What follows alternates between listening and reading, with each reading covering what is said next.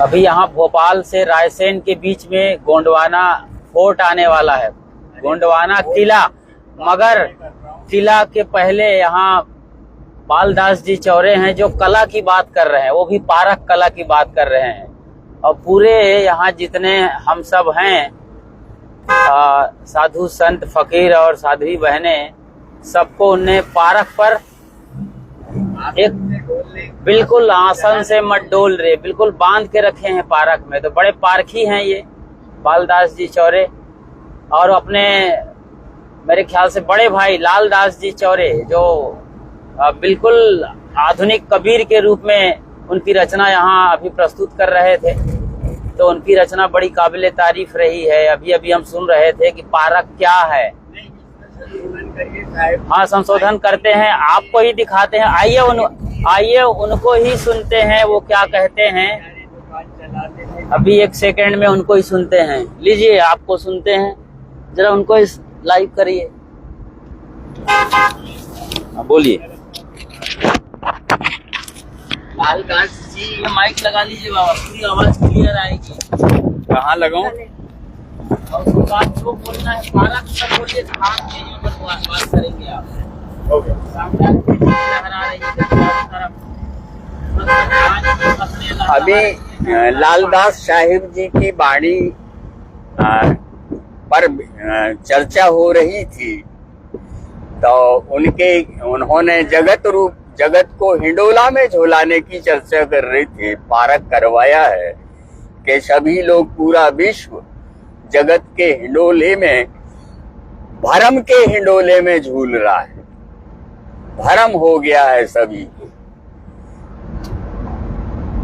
तो भरम का हिंडोला उन्होंने कैसा बनाया है, लालदास साहिब जी ने बताया है पारक करके कि तृष्णा की रस्सी बना लिए हैं और अहंकार का डंडा तृष्णा की रस्सी और काम क्रोध मद लोभ अहंकार सबको सजा दिया है उस झूलने में, और उसी पर खुद बैठकर झूल रहे हैं, मस्त हो रहे हैं।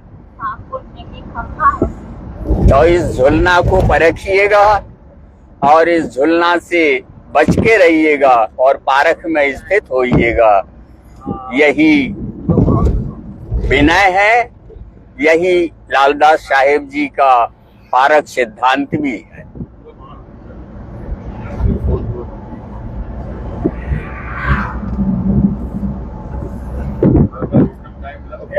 हाँ, याद आए।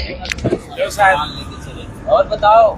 नहीं, बस इतना ही। आने वाला फोर्ट। अरे फोटो दिखाओ उनको, बोलो फोटो के बारे में बताओ। फोटो को दिखाइए। आसमान छाया हुआ है, मन के उस पार फोर्ट दिख रहा है जो पहाड़ पर खिला है, गोंडवाना साम्राज्य का। देखिए, गोंडवाना साम्राज्य रायसेन डिस्ट्रिक्ट के हेडक्वार्टर पर स्थित है। ये रायसेन डिस्ट्रिक्ट का हेडक्वार्टर है रायसेन।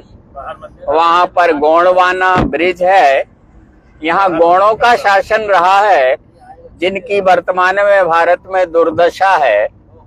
उन्हीं गौड़ों का शासक रहे हैं वो, और बड़े बड़े युद्ध किए हैं उन्होंने। बड़े बड़े आतिताइयों को, बड़े बड़े अन्यायियों को उन्होंने रोका है, अन्याय को। और बहुत धर्मात्मा रहे हैं, धर्म के ज्ञानी रहे हैं। तो इस फोर्ट को देखिएगा, ये लगभग ये राजा महाराजाओं के पहले का फोर्ट है। जब राजा महाराजा से पहले गोंडवाना हुआ करता था, ये पूरा एरिया गोंड राजा का। ये अंग्रेज इसको गुलाम नहीं कर पाए। अंग्रेज इसको गुलाम नहीं कर पाए, क्या इस्लाम भी गुलाम नहीं कर पाए इसको। ये बाद में राजा भोज हुए भोपाल के, वो भी गौड़ ही थे। गौड़ रानी थी कमलापति, तो उनको भी, राजा भोज को भी मुस्लिमों ने धोखे से मारा है, दोस्ती करके धोखा दिया है।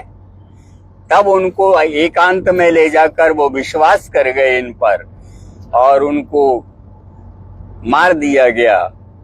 तो रानी कमलापति बहुत दुखी हुई और जब उनकी तरफ मुस्लिम लोग बढ़े तो उन्होंने तालाब में कूदकर आत्महत्या कर ली, लेकिन गुलामी स्वीकार नहीं की।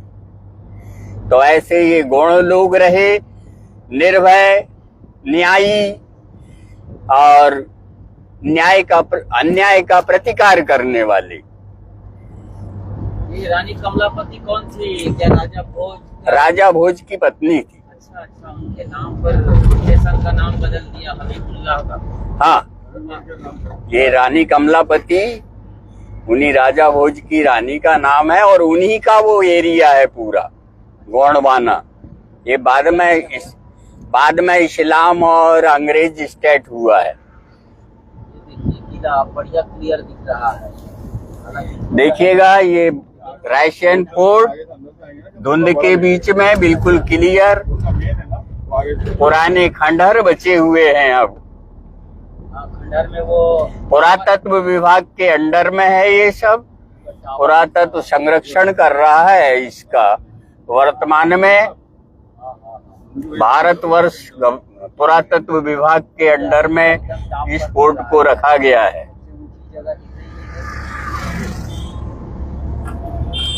ये पूरी पहाड़ी पर उसका प्राचीर है चारों तरफ। प्राचीर मतलब किला? प्राचीर मतलब दीवार, सुरक्षित, सुरक्षा दीवार, सुरक्षा दीवार, जहां पर सैनिक लगे रहते थे और बहुत नीचाई गहराई पर से जब शत्रु आते थे तो ऊपर से बड़े बड़े पत्थर और जो भी उनके पास में हथियार थे उससे आक्रमण कर दिया करते थे।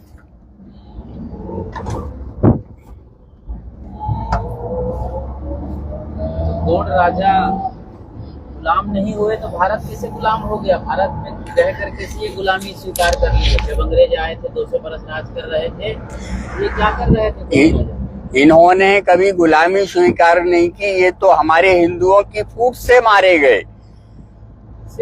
हिंदुओं की फूट से ये हिंदू राजाओं ने क्या किया है कि मुसलमानों से मिल लिए हैं और मिलकर उनके गुलाम हो गए हैं और उनके साथ मिलकर इन गौड़वानों को इन्होंने इनकी जो गुप्त सूचनाएं थी वो सब दे दी हैं।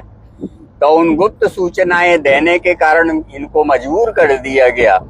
उसके बाद भी ये गुलाम नहीं हुए, जंगलों में भाग गए और आज ये जंगल में भील जो कहलाते हैं ये अपनी संस्कृति में जी रहे हैं, लेकिन आज भी गुलामी स्वीकार नहीं करते। अच्छा, जिस तरीके से रानी लक्ष्मीबाई को धोखे से मारा था हमारे देश के ही गद्दार लोगों ने, ऐसे ही बिल्कुल इन गौड़वाने के राजाओं को भी गद्दारी कर करके भोपाल के राजा भोज को वहाँ के एक इस्लामिक शासक हुए हैं, उन्होंने एकांत में ले जाकर मार दिया था। जगदीशपुर कहलाता है वो, उन्हीं की राजधानी थी वो, छोटी सी। रायसेन के बीच की दूरी पर ये जगह है गोंडवाना, राजघराना यहाँ पहाड़ों पर।